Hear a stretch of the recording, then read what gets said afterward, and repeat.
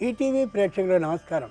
శుభమస్తు కార్యక్రమంలో ఈరోజు గ్రహఫలం అంశానికి స్వాగతం. ఈరోజు గ్రహఫలం అంశంలో గ్రహాల స్థితిగతులు, వాటి ఆధారంగా ద్వాదశ రాశుల వారికి కలిగే శుభాశుభ ఫలితాలు తెలుసుకుంటారు.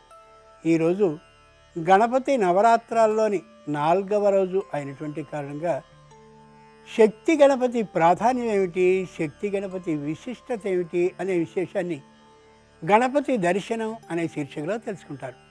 ముందుగా నేటి పంచాంగం. స్వస్తి శ్రీ శార్వనామ సంవత్సరం దక్షిణాయనం వర్ష ఋతువు భాద్రపద మాసం శుద్ధపక్షం. ఈరోజు మంగళవారం. కుజుడు దీనికి అధిపతి కాబట్టి కోర్టులకి సంబంధించినటువంటి వ్యవహారాల్ని చర్చించడానికి, లోహాలని కరిగించి పాత్రలుగా ఇతరమైనటువంటి వస్తువులుగా తయారు చేయించుకోవడానికి, వీటితో పాటుగా ఔషధ సేవని ప్రారంభించడానికి అనుకూలమైనటువంటి రోజు. ఈరోజు తిథి సప్తమి. దీనికి అధిష్టాత రవి. యాత్రలు చేయడానికి, అలాగే తోటి బంధువులు మిత్రులతో చక్కగా వినోద విహార యాత్రల్ని చేయడానికి అనుకూలమైనటువంటి రోజు. నేటి నక్షత్రం విశాఖ. విశాఖ నక్షత్రానికి అధిపతులు ఇంద్రాగ్నుడు. ఈ నక్షత్రంలో పుట్టినటువంటి వారికి గురు దశ వర్తిస్తుంది. 4 పాదాల్లో ఏ పాదాల్లో జన్మించినప్పటికీ కూడా ఆజ్య అవేక్షణం అంటే కరిగినటువంటి నేతిలో తండ్రి ఆ శిశువుని చూడాలి అంటారు. వృక్షాలని స్థాపించడానికి, విత్తనాలని చల్లడానికి, అలాగే పువ్వులకి సంబంధించిన తోటలని పెంచడానికి అనుకూలమైనటువంటి నక్షత్రం ఇది. ద్వాదశ రాశుల వారి ఫలితాలని క్రమంగా పరిశీలించి చూద్దాం. ముందుగా మేషరాశి.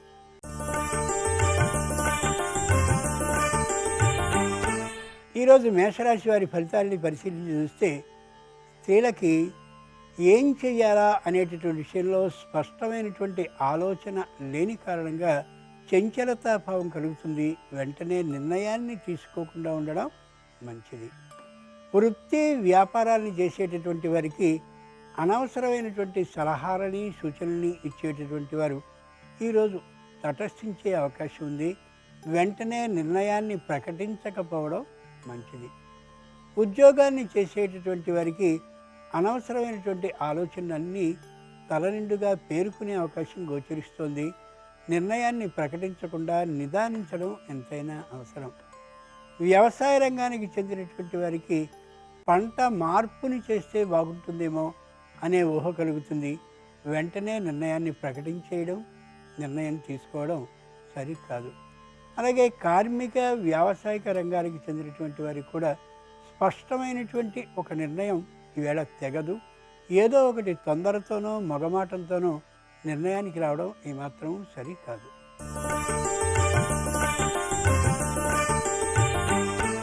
ఈరోజు వృషభ రాశి వారి ఫలితాలని పరిశీలించి చూస్తే మహిళలకి తెలియనటువంటి భయం కనిపిస్తూ ఉంటుంది. అనారోగ్యం కలుగుతుందేమో అని. ఏ విధమైన ఆరోగ్య భంగము కలిగేటటువంటి అవకాశం ఈ రాశిలోని స్త్రీలకి లేనే లేదు. వృత్తి వ్యాపారాన్ని చేసేటటువంటి వారికి రుణదాతల ఒత్తిడి కలుగుతుందేమో అనే తీవ్రమైన బాధ కలుగుతూ ఉంటుంది. అలాంటి పరిస్థితి గోచరించే అవకాశం లేదు. ఉద్యోగస్తులైనటువంటి వారికి వేతన ఆధిక్యం కోసం ప్రయత్నించాలని, పై అధికారుల్ని అడగాలని ఆలోచనిస్తుంది. అడక్కపోవడం శ్రేయస్కరం. వ్యావసాయిక రంగానికి చెందినటువంటి వారికి విత్తనాలని అనవసరంగా కొనుక్కున్నామేమో అనేటటువంటి బాధ కలుగుతూ ఉంటుంది. అలాంటి ఆలోచనకి రావద్దు. ముందు నాటికి మంచి రోజులు తప్పక ఉన్నాయి. కార్మిక రంగానికి చెందినటువంటి వారికి ఓ ప్రత్యేకమైనటువంటి ఆనందదాయకమైన వార్త వినే అవకాశం గోచరిస్తోంది. వ్యవసాయ రంగానికి చెందినటువంటి వారికి మానసికమైనటువంటి దిగులుతనంతో ఉంటారు అనిపిస్తూ ఉంటుంది కూడా. అంత దిగులు పడవలసిన అవసరం ఏమాత్రమూ లేదు.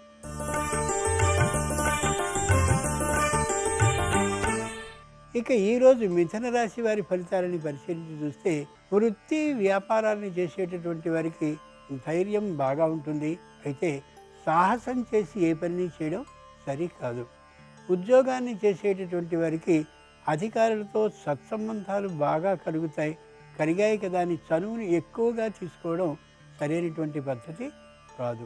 కార్మిక రంగానికి చెందినటువంటి వారికి చెప్పుకోదగ్గటువంటి కష్టనిష్ఠురాలు ఏమాత్రమూ లేనే లేవు.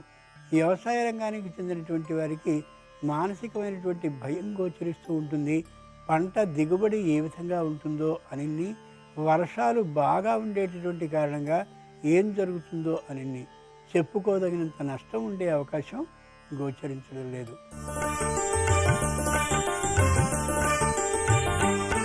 ఇక ఈ రోజున కర్కాటక రాశి వారి ఫలితాలని పరిశీలించి చూస్తే మహిళలకి రుణాన్ని చేసి వ్యాపారాన్ని ప్రారంభించాలనే ఊహ బలంగా వస్తుంది. దానికి కారణం బంధు మిత్రుల సూచనలు సలహాలు కూడా. ఆలోచించి మాత్రమే నిర్ణయాన్ని తీసుకోవాలి తప్ప తొందరపాటు నిర్ణయం అనుకూలించకపోవచ్చు. వృత్తి వ్యాపారాలను చేసేటటువంటి వారు రుణాల బాధతో పాటు పెరిగేటటువంటి వడ్డీలకు సంబంధించిన బాధని కూడా మానసికంగా పొందుతూ ఉండొచ్చు.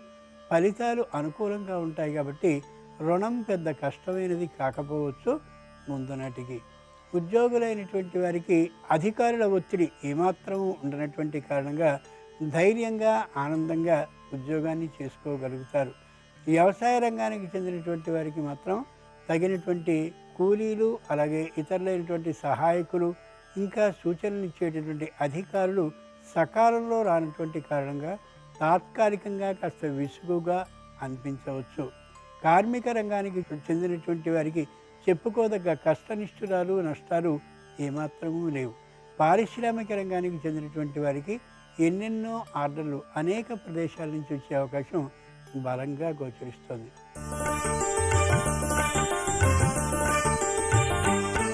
ఇక ఈరోజు సింహరాశి వారి ఫలితాలని పరిశీలించి చూస్తే మహిళలలో తాత్కాలికమైనటువంటి అభద్రతాభావం గోచరిస్తుంది.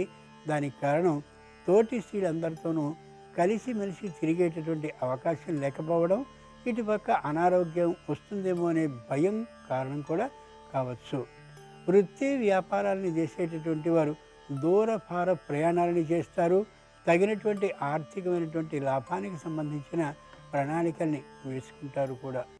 ఉద్యోగాలు చేస్తున్నటువంటి వారికి చెప్పుకోదగ్గ కష్ట నష్టాలు ఏమాత్రమూ ఈరోజు గోచరించడం లేదు. కార్మిక రంగానికి చెందినటువంటి వారు ముఖ్యంగా ఔషధాలకి సంబంధించినటువంటి కర్మాగారాల్లో పనిచేసేటటువంటి వారు, ఇతరమైనటువంటి యంత్ర పరికరాలతో పనిచేస్తూ ఉండేవారు తగినటువంటి భద్రతా ప్రమాణాలని తప్పక పాటించాలి.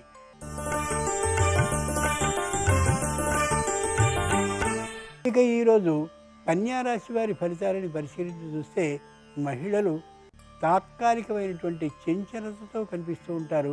మొగమాటం కారణంగా అనవసరమైన హామీ పత్రాలని సంతకం చేయడం లేదా వాగ్దానాలు చేయడం వంటి వాటికి గురి అయ్యే అవకాశం గోచరిస్తుంది.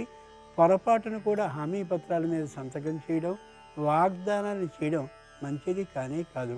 వృత్తి వ్యాపారాలను చేసేటటువంటి వారు నిష్కర్షగా మాట్లాడడం చాలా మంచిది. ఏ విధమైనటువంటి మొగమాటాన్ని లేకుండా అవగాహనతో స్పష్టంగా మాట్లాడడం ఎంతైనా అవసరం.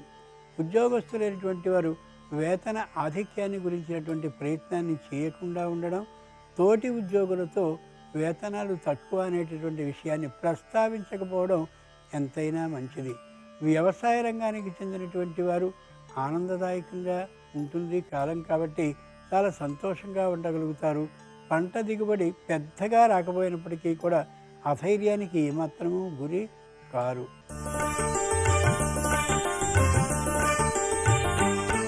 ఇక ఈరోజు తులారాశి వారి ఫలితాలని పరిశీలించి చూస్తే మహిళల్లో తాత్కాలికమైనటువంటి మొండితనం గోచరించవచ్చు లేదా పట్టుదల గోచరించవచ్చు.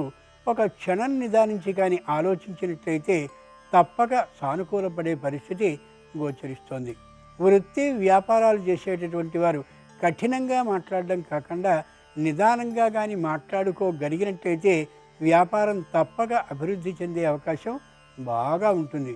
కార్మిక రంగానికి చెందినటువంటి వారు వాద వివాదాల జోలికి వెళ్ళకపోవడం ఈరోజు ఎంతైనా శ్రేయస్కరం, సత్ఫలితాలను ఇచ్చి తీరుతుంది. ఈ వ్యవసాయక రంగానికి చెందినటువంటి వారు తమకు ఏదైనా అసంతృప్తి ఉన్నట్లయితే నేరుగా అధికారులతో మాట్లాడడం మంచిది తప్ప కాగితాల పూర్వకంగా వారి మీద అభియోగాలను పెట్టడం అంత సరైనటువంటి పని కానే కాదు.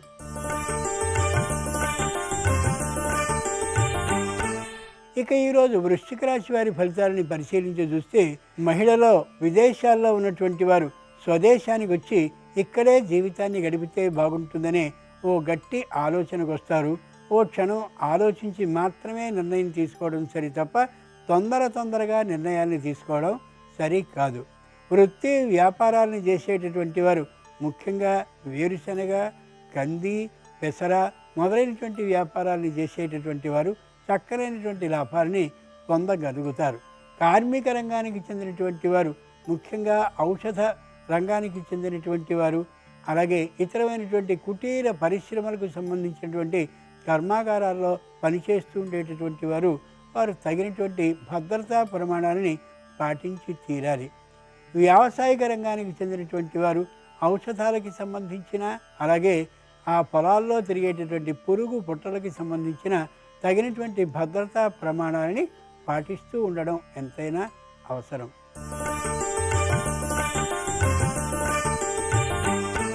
ఇక ఈరోజు ధనురాశి వారి ఫలితాలని పరిశీలించి చూస్తే మహిళలలో తాత్కాలికమైనటువంటి ఉత్సాహం కలుగుతూ ఉంటుంది. తాము చేస్తున్నటువంటి వ్యాపారాన్ని మార్చాలనే ఊహ కూడా రావడం జరుగుతుంది. అది ఎంతమాత్రము సరి కానటువంటి విషయం. వృత్తి వ్యాపారాలు చేసేటటువంటి వారిలో ముఖ్యంగా ప్రైవేటు రంగానికి చెందినటువంటి వ్యాపారాలు చేసేటటువంటి వారు మరింత జాగ్రత్తగా ఉండాలి. అధికారులతో తోలనాడడం, అధికారులతో చర్చ వాదాన్ని చేయడం అంత ఏమాత్రము మంచిది కాదు. వ్యవసాయ రంగానికి చెందినటువంటి వారు ఇతరుల భూములు తక్కువగా వస్తున్నాయి కదా అని ఈ సందర్భంలో కొనుక్కోవాలని ఊహకు రావడం ఎంత మాత్రమూ మంచిది కాదు. కార్మిక రంగానికి చెందినటువంటి వారు ఒక కర్మాగారంలో పనిచేస్తూ వేరొక కర్మాగారంలో కూడా పనిచేయాలనే ఆలోచనకి రావడం అంత మంచిది కాదు. పైగా అధికారుల సంబంధించినటువంటి ఆగ్రహానికి కూడా గురి కావలసి రావచ్చు కూడా.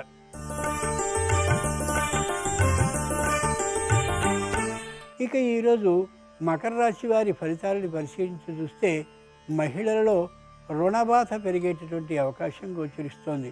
ఆడంబరానికి అట్టహాసానికి పోయి ధనాన్ని బాగా ఖర్చు చేసుకుని కుటుంబం నడవడం కోసమని రుణాన్ని చేయవలసిన అవసరం రావచ్చు. ఆలోచించుకుని ఆర్థిక ప్రణాళిక ప్రకారం ఖర్చు చేసుకోవడం ఎంతైనా అవసరం. ఉద్యోగస్తులైనటువంటి వారు తొందరపాటుతనం కారణంగా బంధుమిత్రులతోనూ, అలాగే కుటుంబాల్లో ఉండేటటువంటి కుటుంబ సభ్యులతోనూ కొద్దిగా వాద వివాదాలను చేసి పరిస్థితిని నిరాశాజనకంగా మార్చుకునే అవకాశం ఉంది. మాట ఆచి తూచి మాట్లాడడం ఎంతైనా అవసరం. వృత్తి వ్యాపారాలను చేసేటటువంటి వారు దూరభార ప్రయాణాలని అకస్మాత్తుగా విరమించుకోవాల్సిన అవసరాలు రావచ్చు. దగ్గరలోనే ఆ వస్తువుల్ని తీసుకోవడం మంచిది. కొద్ది ధనం ఎక్కువైనప్పటికీ కూడా శారీరకమైనటువంటి శ్రమ తప్పేటటువంటి అవకాశం గోచరిస్తోంది. కార్మిక రంగానికి చెందినటువంటి వారు ముఖ్యంగా ఇనుప పరిశ్రమ అంటే ఇనుముతో సంబంధించినటువంటి ఆ పనులు చేసేటటువంటి వారు, అలాగే చెక్కకి సంబంధించినటువంటి పనులు చేసేవారు, శిల్పానికి సంబంధించిన పనులు చేసేటటువంటి వారు సకాలంలో వెళ్ళడం, ఉద్యోగాన్ని అంకిత భావంతో నిర్వహించుకోవడం ఎంతైనా అవసరం.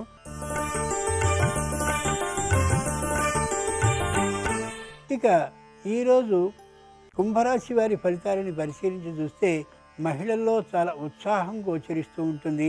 ఎక్కడైనా తీర్థయాత్రకి సామూహికంగా వెళ్ళాలనే ఆలోచన కూడా వారికి కలుగుతుంది. వాతావరణ పరిస్థితిని గమనించుకుని వెళ్ళడం ఎంతైనా అవసరం. వృత్తి వ్యాపారాన్ని చేసేటటువంటి వారు దూర ప్రాంతాల నుంచి ఆర్డర్లని తెప్పించుకుని వ్యాపారాన్ని నిర్వహించాలని అనుకుంటారు. దాంట్లో ఎంత ఆ వస్తువులు వచ్చేటటువంటి వాటిలో ఎంత నిజాయితీ ఉన్నదో బాగా నలుగురిని అడుగు తెలుసుకుని మాత్రమే చేయడం మంచిది తప్ప ప్రకటనలని చూసి మాత్రం మురిసిపోవడం సరైనటువంటి విధానం కాదు. ఉద్యోగస్తులైనటువంటి వారు తమ ఇంటి వద్ద మరికొందరికి శిక్షణను ఇస్తూ ధనాన్ని సంపాదించాలి అని అనుకుంటారు. అంకిత భావంతో కానీ చేసినట్టయితే తప్పక ఈ విధమైన శిక్షణ మెరుగైనటువంటి ప్రయోజనాన్ని ఇచ్చి తీరుతుంది. కార్మిక రంగానికి చెందినటువంటి వారికి ఏ విధమైన అనారోగ్యము గోచరించదు. చాలా ఉత్సాహంగా ఉండగలుగుతారు.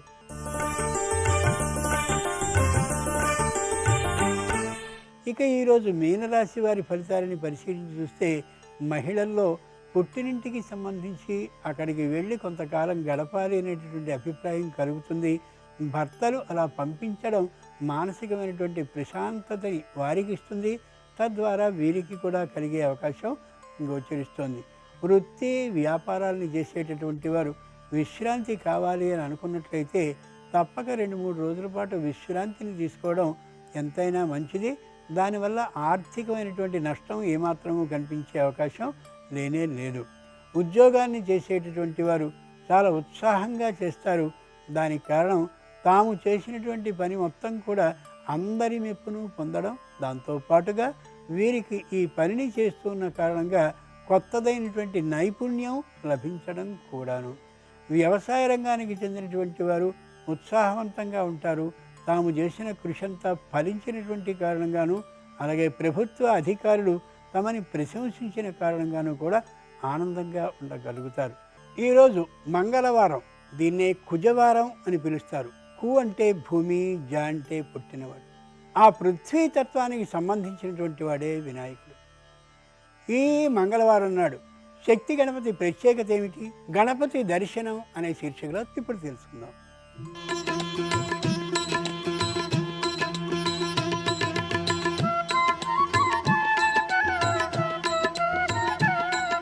వినాయకుడు వివిధ రూపాలతో తన మూర్తిమత్వాన్ని ప్రకటించాడు. గణేశ రూపాలు సహస్రాధికంగా ఉన్నాయని పురాణాలు విశ్లేషించాయి. అయితే ప్రధానంగా షోడశ గణపతుల రూపాలే ముఖ్యమైనవి. వీటిలో శక్తి గణపతి స్వరూపం ఎంతో విలక్షణమైనది. శక్తి గణపతి స్వరూపంతో గణపతి వామాంకంపై గణేశ అనుగ్రహ కారకశక్తి అర్చామూర్తిగా నెలకొని ఉంటుంది. గణపతిని అర్చించడం వల్ల చేకూరే శక్తి ఓ ఆకృతిగా రూపుదాలిస్తే ఆ రూపం శక్తిగా తేజరిల్లుతుంది. గణపతి శక్తి సమన్వితంగా భాసిల్లే ఈ రూపంలో గణేశుడు జేగురు రంగులో మెరిసిపోతూ ఉంటాడు. శక్తి గణపతి తన 4 హస్తాల్లో అంకుశం, పుష్పమాల, అభయముద్ర ధరించి మరో హస్తంతో శక్తిని చేరదీస్తున్న రీతిలో గణపతి దర్శనమిస్తాడు. ఈ శక్తి గణపతి ఆరాధన స్మరణ వల్ల మానసిక ఆందోళన పూర్తిగా తొలగుతుంది. మనోవ్యాకులత దూరం అవుతుంది. అనవసర భయాలు, అనారోగ్య సమస్యలు దూరం అవుతాయి. ఓం శ్రీ శక్తి ప్రదాయకాయ శక్తి గణపతయే నమః అనే మంత్రాన్ని ఈ రోజున వీలైనన్ని సార్లు స్మరించుకుని సకల శుభాలని పొందుదాం.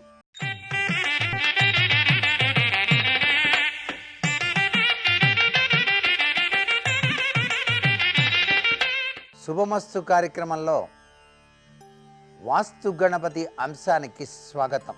గణపతి నవరాత్రుల సందర్భంగా గృహంలోనూ వ్యాపార సంస్థల్లోనూ వివిధ రకాలైనటువంటి గణపతుల్ని కనుక స్థాపించుకున్నట్లయితే ఆయా అవతార స్వరూపాల రీత్యా వివిధ రంగాలలో దేదీప్యవంతమైనటువంటి విజయాన్ని సాధించడానికి వాస్తుశాస్త్రరీత్యా కూడాను గణపతి సహకరిస్తున్నాడు. లంబోదర గణపతి అని చెప్పేసి స్వామివారి యొక్క అవతార స్వరూపాల్లో ఒకటి. ఉదరంలో మణిపుర శక్తి కేంద్రం కలిగి ఉంటాడు. ఈ చక్రానికి బాహ్య జగత్తుతో సంబంధం ఉంటుంది. క్రోధం జీవితాన్ని సంకట స్థితికి తీసుకురావడానికి ఆస్కారం ఉంటుంది. కోపాన్ని నిగ్రహించగల వ్యక్తి తన జీవితాన్నే మార్చుకోగలడు అని చెప్పేసి లంబోదర స్వామి మనకు చక్కగా తెలియచేస్తున్నాడు. లంబోదర తత్వం కలిగినటువంటి గణపతిని మనం గనక దుకాణాల్లో కానీ ఇంట్లో కానీ ఉంచుకున్నట్లయితే అనేక రీతుల్లో ప్రోత్సాహకరమైనటువంటి ప్రభావాలు మనకి ప్రసాదిస్తాడు స్వామివారు. అలాగే వికటరాజ గణపతి, గణేశుని యొక్క వికట రూపానికి భవన నిర్మాణాల్లో చాలా ముఖ్యమైన ప్రాధాన్యత ఇవ్వడం జరుగుతుంది వాస్తురీత్యా. ముఖద్వారం, అంతిమ ద్వారం మొదలైనటువంటి వాటిని నిర్ణయించడానికి ఈ వికట గణపతి సహకరిస్తాడు. ఈశాన్యంలో పూజాగృహం మొదలైనవి నిర్మించి దిశానిర్దేశానికి ఈ రూపానికి కూడా అవినాభావ సంబంధం ఎక్కువగా ఉన్నది. ఈ రూపంలాగే దక్షిణ, పడమర, ఉత్తర, తూర్పు కేంద్ర స్థానాలను పృథ్వీతత్వ దిశగా భావిస్తడం జరుగుతుంది. దీనికి మనలోని కాంక్షా కేంద్రానికి సంబంధం ఎక్కువగా ఉంటుంది అంటోంది శాస్త్రం. ఇక్కడ వికట గణపతిని మనం గనక ఆరాధన చేసినట్లయితే సద్భావన శక్తి తత్వాలు గృహంలో ప్రవేశిస్తాయి. ఏ దిశలో ఎటువంటి నిర్మాణాత్మకమైనటువంటి చర్యలు చేపట్టితే విజయం సాధించడం జరుగుతుందో అటువంటి తత్వచింతన ఈ వికట గణపతి యొక్క ఆరాధన వలన కలిగి తీరుతుంది సుమా. అంతేకాకుండా విఘ్నరాజ గణపతి అని చెప్పేసి తన యొక్క చేతిలోని యొక్క కమలం ఆ పరిమళంతో ఆ స్వామి రాక్షస సైన్యాన్ని పారద్రోలాడు. ఈ గణేష రూపాన్ని ఎవరైతే ప్రతి గృహంలో కూడాను ఉంచుకుంటారో ఎటువంటి విఘ్నాలు రానే రావు. అన్ని విఘ్నాలు కూడాను తొలగింప చేసుకోవటానికి ఈ కమల ఆసీనుడై ఉన్నటువంటి గణపతిని కొలవటం శతవిధాలా కూడాను శ్రేయోదాయకవంతమైన ప్రభావాన్ని ప్రసాదిస్తుంది. ఈ స్వరూపం శక్తిని ఉత్పన్నం చేయగల సమర్థత కలిగి ఉంటుంది. తెలిసి తెలియకుండా వచ్చే ఆపదలన్నింటినీ కూడాను తొలగించేటువంటి దివ్యవంతమైన శక్తి సంపన్నత లక్షణం ఈ యొక్క విఘ్నరాజ గణపతికి ఉన్నది. కాబట్టే ప్రతి గృహంలో కూడాను విఘ్నరాజ గణపతిని నెలకొల్పుకోవటం వల్ల ఆపదలు లేకుండా జీవితం సుసంపన్నతతో కొనసాగించుకోవటానికి ఆస్కారం ఎంతగానో ఉంటుంది సుమా. విఘ్నరాజాయ నమః అనుకున్నా చాలండి. ప్రతినిత్యం ప్రతి ఒక్కరూ కూడా నిద్ర నుంచి లేస్తూనే విఘ్నరాజాయ నమః అని చెప్పేసి అనుకుంటే సర్వ విధములా కూడాను కార్యములన్నీ కూడాను నిర్విఘ్నంగా నెరవేరుస్తాడు ఆ స్థితిపతి నిధిపతి ప్రియపతి గణపతి. ధూమ్రవర్ణ గణపతి అని చెప్పేసి ఉన్నది. సూర్యుని యొక్క తుమ్ము నుంచి జపించినటువంటి ఒక రాక్షసుణ్ణి సంహరించడానికి ధూమ్రవర్ణంలో గణేశుడు ఆవిర్భవించాడని శాస్త్రం. సూర్యుడు భూమి చంద్రుడు ఒక విశేష రేఖలో వచ్చినప్పుడు ఏర్పడేటువంటి రాహుగ్రహం కూడా ధూమవర్ణం కలిగి ఉంటుందని శాస్త్రం. గణేశుని యొక్క ఈ స్వరూపం రాహుగ్రహ శాంతికి సూర్యకాంతి వృద్ధికి తోడ్పడుతుంది. మరికొన్ని ముఖ్య విషయాలు రేపటి వాస్తు గణపతి అంశంలో తెలుసుకుందామా? మరి సర్వే జనా సుఖినో భవంతు.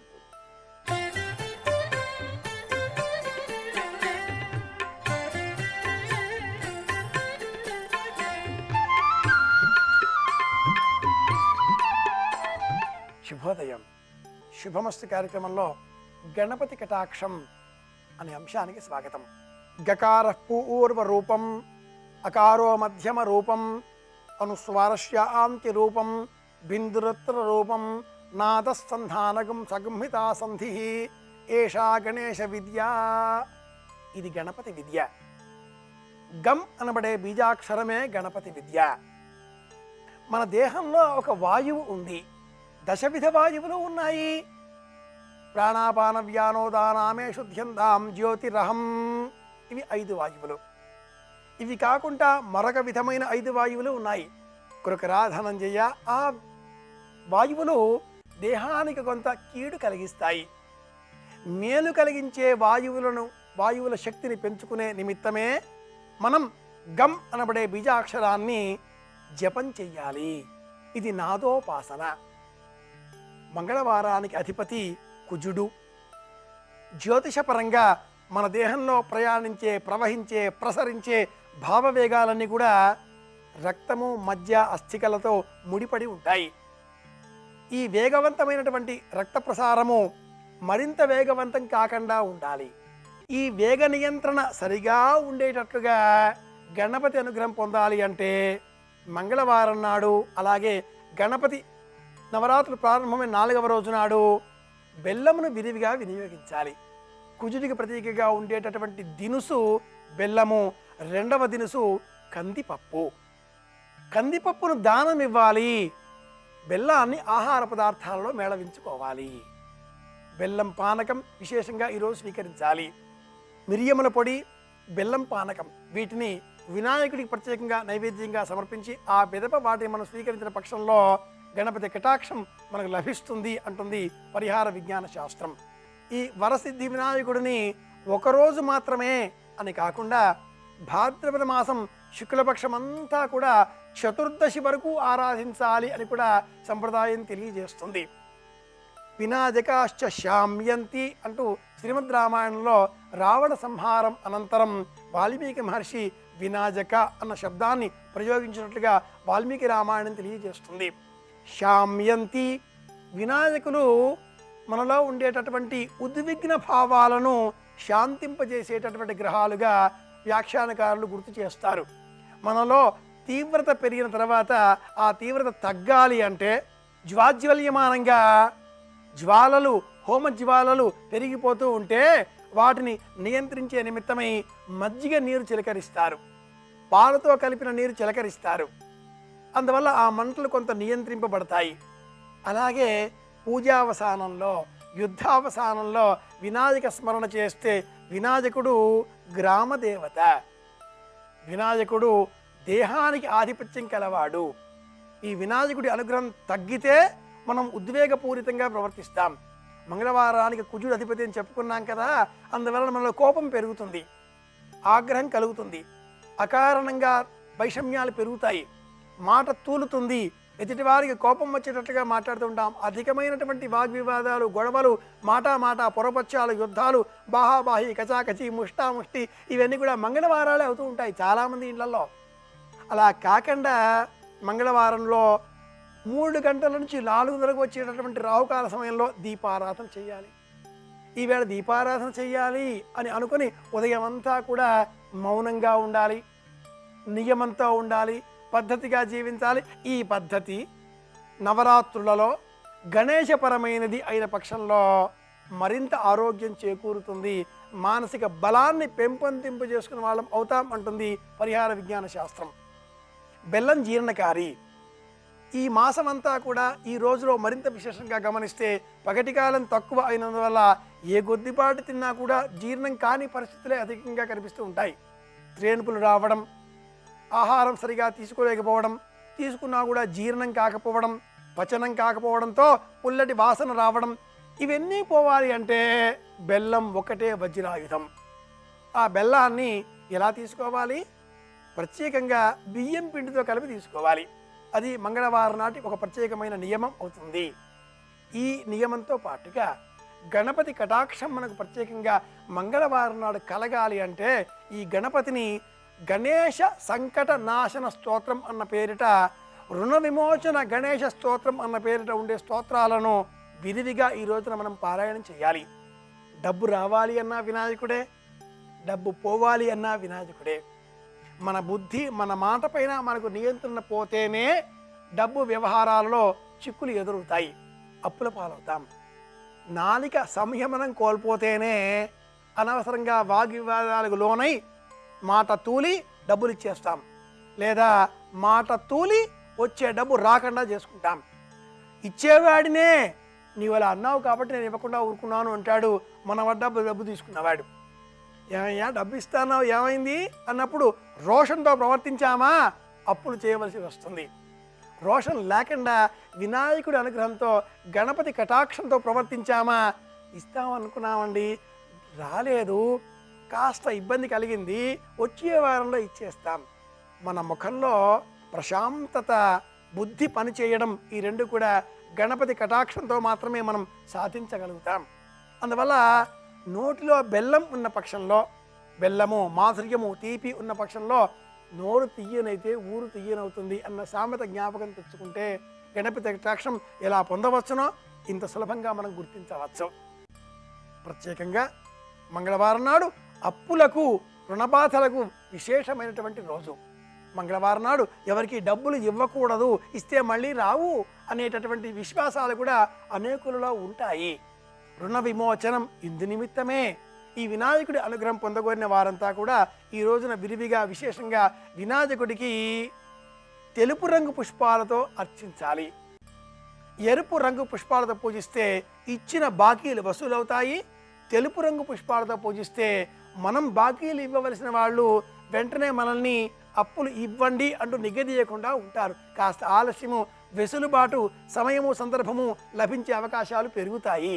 దేహంలో ఉండే 8 సందులు ఆరోగ్యంగా ఉండాలి, చురుకుగా ఉండాలి, శరీరం అంతా కూడా రక్త ప్రసార వేగం నియంత్రణలో ఉండాలి అంటే వినాయకుడికి ప్రీతికరంగా స్తోత్ర పాఠావళులలో మౌన వ్రతం కూడా ఒకటి. వినాయకుడి స్తోత్రం చేద్దాం మానసికంగా, మౌనంగా.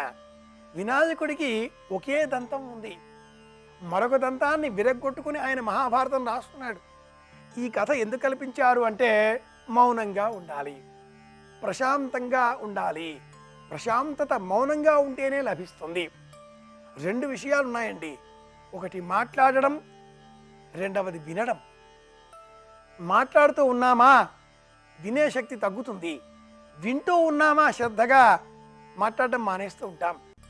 ఎవరైనా ఏదైనా మంచి విషయం చెబుతూ ఉంటే శ్రద్ధగా మనం వింటుంటాం. మధ్యలో ఎవరైనా వచ్చి ఏదైనా విషయం చెప్పబోతుంటే కాస్త ఆగండి వింటున్నాను అంటాం.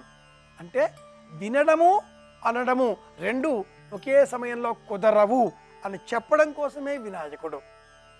చాటలు అంత పెద్ద చెవులు ఉంటాయి, సూక్ష్మంగా, అత్యంత సూక్ష్మంగా ప్రతి చిన్న శబ్దాన్ని కూడా వినాలి వినాలి. అది వినాయకుడు మనకు నేర్పించే బోధ.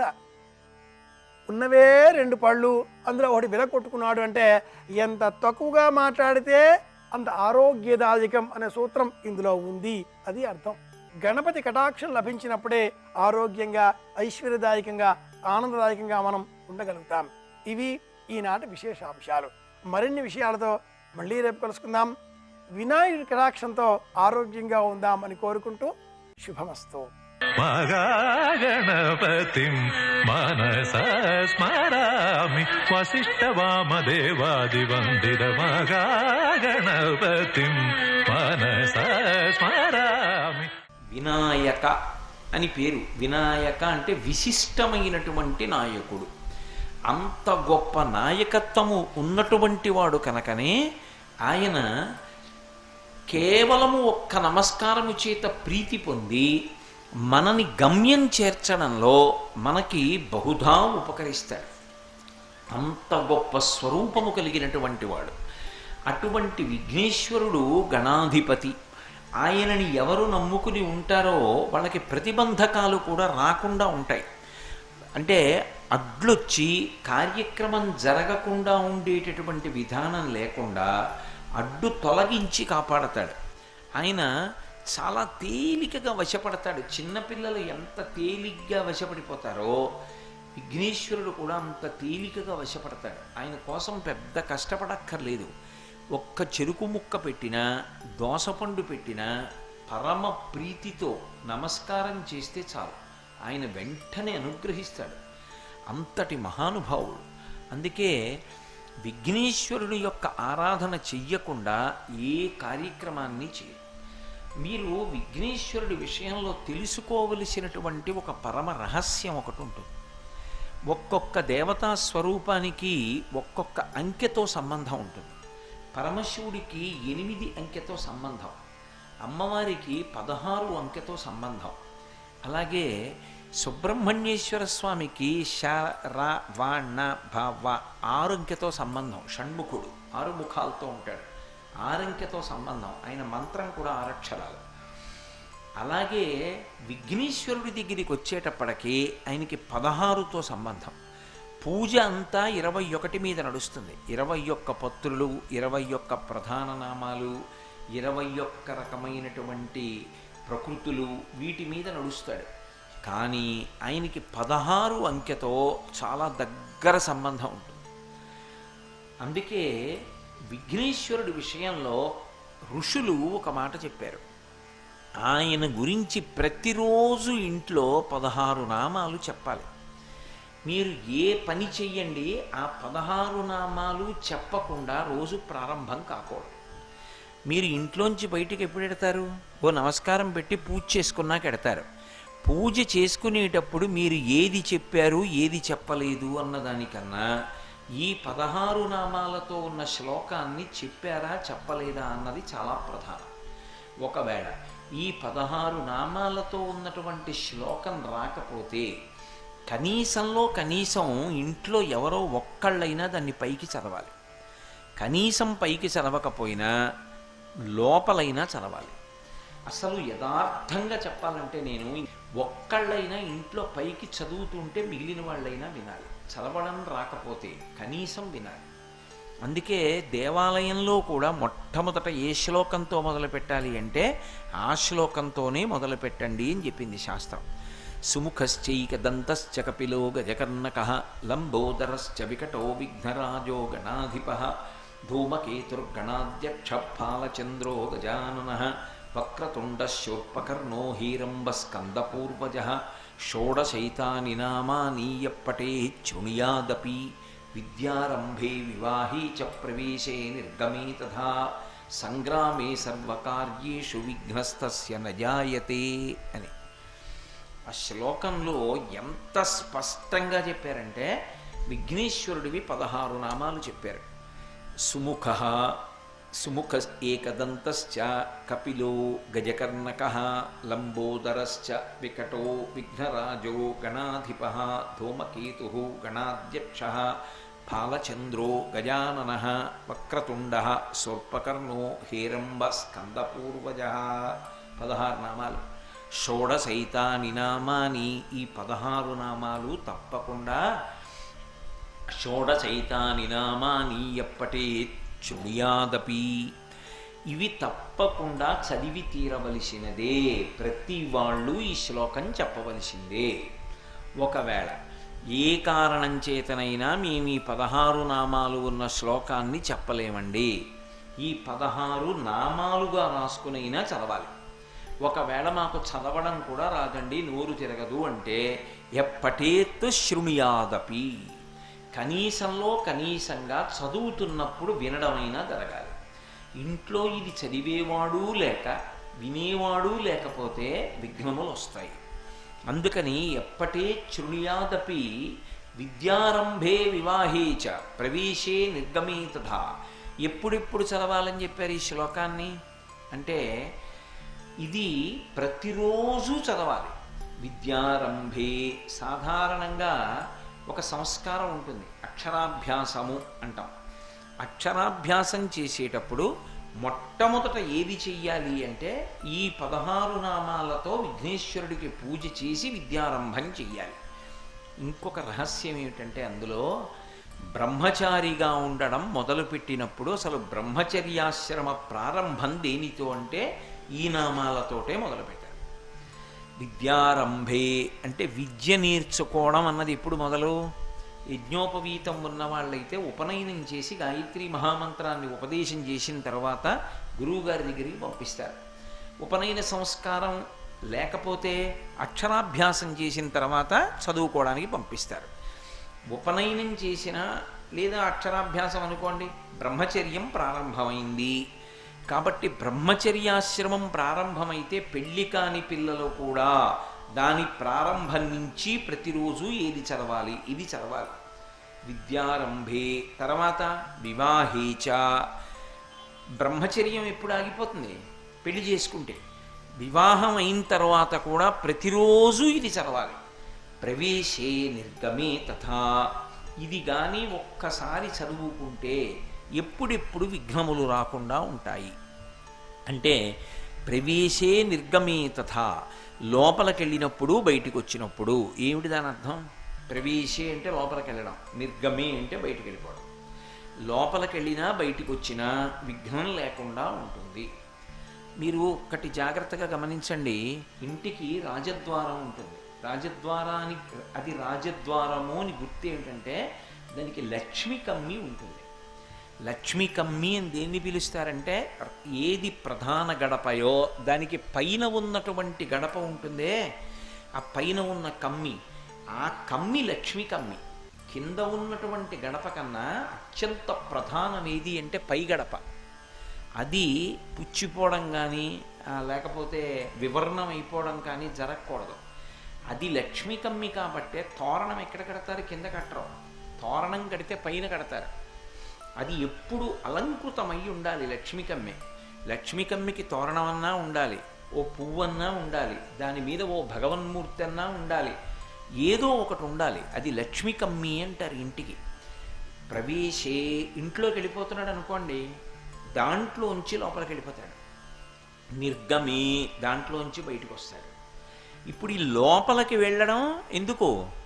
లోపలే ఉండిపోయాడు అనుకోండి, ఇంకా బయటికి రాలేదనుకోండి, రోగగ్రస్తుడైపోయాడు కాదు. ఆయన బయటికి రావట్లేదండి అన్నారనుకోండి, అంటే దాని అర్థం ఏమిటి? ఆయన శరీరం రోగగ్రస్తం అయిపోయింది. ఆయన బయటికి వెళ్ళాడు, తిరిగి రాలేదు, ఏమిటి దాని అర్థం? అమంగళకరం. బయటికి వెళ్ళిన వాడు లోపలికి రావాలి, లోపలికి వచ్చిన వాడు బయటికి వెళ్ళాలి. అంటే దాని అర్థం ఏమిటి? శరీరం ఆరోగ్యంగా తిరుగుతోంది, కార్యాలు సాధిస్తాం. లోపల నుంచి బయటికి వెళ్ళినా, బయట నుంచి లోపలికి వెళ్ళినా, బయటికి వెళ్ళిన వాడు మళ్ళీ లోపలికి రాకుండా, లోపల నుంచి బయటికి వెళ్ళేటప్పుడు మళ్ళీ లోపలికి వచ్చేటట్టు ఏ విధమైన ప్రతిబంధకాలు లేకుండా రోజు మొత్తం మీద కాపాడేది ఏది అంటే ఒక్కసారో శ్లోకం చదివితే, ప్రవేశే నిర్గమే తథా సంగ్రామే సర్వకార్యేషు. సంగ్రామం చేస్తే అంటే యుద్ధం చేస్తే చదవాలి. సర్వకార్యేషు, ఈ పని ఆ పని అని లేదు. విఘ్నేశ్వర పూజ చెయ్యకుండా ఏ కార్యక్రమాన్ని ప్రారంభం చెయ్యవద్దు. మహాగణపతిం మనసా స్మరామి.